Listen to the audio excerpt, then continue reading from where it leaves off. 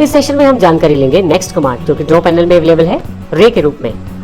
रे का प्रयोग भी बिल्कुल उसी तरह से जिस प्रकार कंस्ट्रक्शन लाइन का प्रयोग किया जाता है रेफरेंस देने के लिए ज्यादातर किया जाता है। हालांकि रे और कंस्ट्रक्शन लाइन में थोड़ा सा फर्क है। वो फर्क ये है कि रे लाइन जो है वो केवल एक ही दिशा में चलती है, जबकि कंस्ट्रक्शन लाइन जो है वो दोनों तरफ लेफ्ट राइट अगर हॉरिजॉन्टली ड्रॉ कर रहे हैं और यदि वर्टिकली ड्रॉ कर रहे हैं तो टॉप डाउन दोनों तरफ ड्रॉ होती है, जबकि रे लाइन जो है वो केवल एक ही दिशा में ड्रॉ होती है। तो आइए शुरू करते हैं रे लाइन के एक एग्जांपल से। जैसा कि हमने पिछले सेशन में देखा था, रेफरेंस देने के लिए मैंने एक रेक्टेंगुलर का प्रयोग किया। यहाँ पे मैंने एक रेक्टेंगुलर ड्रॉ कर लिया है यहाँ पे, और मैं यहाँ से चुन लेता हूँ रे लाइन को।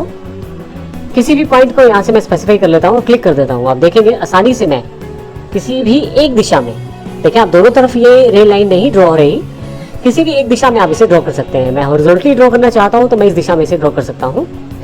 ये लाइन भी इनफाइनाइट टाइप ऑफ लाइन है, लेकिन ये एक दिशा में ड्रॉ होती है। अगर यहाँ पे ऑर्थो मोड यदि आप ऑन करना चाहते हैं, जो कि यहाँ पे मेरे पास ऑफ है, तो इसे मैं ऑन कर लेता हूँ।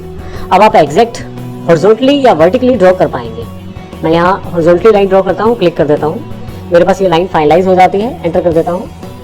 अब मैं जूम आउट करके देखता हूँ तो आप देखेंगे इनफाइनाइट लेंथ है इस लाइन की। और यहाँ पे मैं एक और रेक्टेंगुलर ड्रॉ करना चाहता हूँ तो रेक्टेंगुलर सेलेक्ट कर लेता हूँ, फाइल के जरा थोड़ा सा दूर, और यहाँ पे मैं एक रेक्टेंगुलर इसी रेफरेंस लाइन के साथ ड्रॉ कर सकता हूँ। तो कितना आसान हो जाता है रे लाइन से किसी भी पर्टिकुलर दूसरे ऑब्जेक्ट के लिए रेफरेंस देना। तो इस तरह से हम रेफरेंस देने के लिए कंस्ट्रक्शन लाइन और रे लाइन का प्रयोग करते हैं। यहाँ इंपॉर्टेंट है दोनों का फर्क समझना। कंस्ट्रक्शन लाइन दोनों तरफ ड्रॉ होती है, जबकि रे लाइन जो होती है वो एक ही दिशा में ड्रॉ होती है।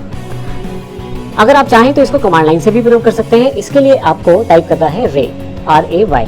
जैसे आप टाइप करते हैं आपका स्टार्टिंग पॉइंट मांगा जाता है, मैं स्टार्टिंग पॉइंट दे देता हूँ, और यहाँ से हॉरिजॉन्टल के बजाय मैं इस बार वर्टिकली नीचे की तरफ ड्रॉ कर देता हूँ लाइन को। तो आप देखेंगे कि नीचे की तरफ एक रेफरेंस क्रिएट हो गया है, और यहाँ पे इस पर्टिकुलर रेफरेंस के साथ मैं कुछ भी ड्रॉ कर सकता हूँ। तो इस प्रकार हमने देखा इन रे और कंस्ट्रक्शन लाइन के साथ रेफरेंस को प्रयोग किया जाता है दूसरी ड्राइंग्स को आसानी से बनाने के लिए, क्योंकि दोनों लाइंस इनफाइनाइट रूप से ड्रॉ होती हैं, जिससे हम काफी दूर तक अगर किसी ऑब्जेक्ट को ड्रॉ करते भी हैं तो भी आसान हो जाता है उस पर्टिकुलर ऑब्जेक्ट को रेफरेंस देना। धन्यवाद।